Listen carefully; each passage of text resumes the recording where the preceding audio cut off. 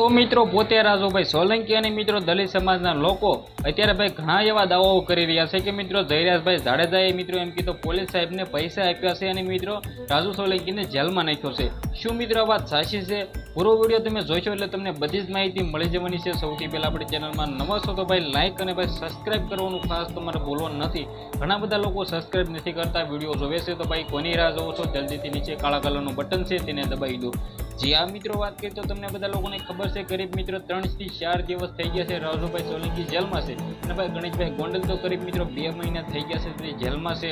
પરંતુ મિત્રો હાલના ટાઈમમાં ઘણા બધા લોકો બહાર એવા દાવો કરે છે જે મિત્રો જયરાજભાઈ જાડેજાએ પૈસા આપીને ભાઈ રાજુભાઈ સોલંકીને ફસાવી લીધા છે અને ભાઈ હાલના ટાઈમમાં રાજુભાઈ સોલંકીને પોલીસ સ્ટેશનમાં નાખી દીધા છે।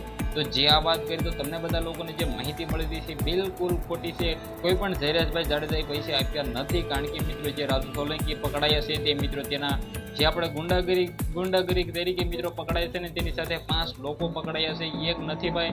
જે ઘણા બધા લોકો એવું કહે છે કે ફસાવી લીધા તો ફસાવે તો ભાઈ 5 લોકોને ન ફસાવે।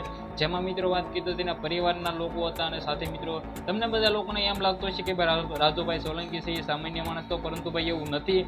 તેની ઉપર કુલ ટોટલ ભાઈ 19 જેટલા કેસ છે। તમને ભાઈ ખોટું લાગશે પરંતુ મિત્રો બિલકુલ સાચું છે। જેમાંથી મિત્રો વાત કરીએ તો લૂંટફાટથી લઈને પોલીસ સાહેબને મારવા લગીના મિત્રો દારૂ વેચવાના ઘણા બધા એવા એના ઉપર કાયદેસરના કાર્યવાહી કરી નથી। પરંતુ મિત્રો અત્યારે ભાઈ તમામ મિત્રો એમ કે તો ચકાસણી ચાલી રહી છે ને જેટલા પણ ગુનાઓ કરે છે તમામના મિત્રો હાલના ટાઈમમાં તેના ઉપર કાયદેસરની કાર્યવાહી કરવામાં આવશે અને તેની સજામાં મિત્રો વધારો થઈ શકે છે।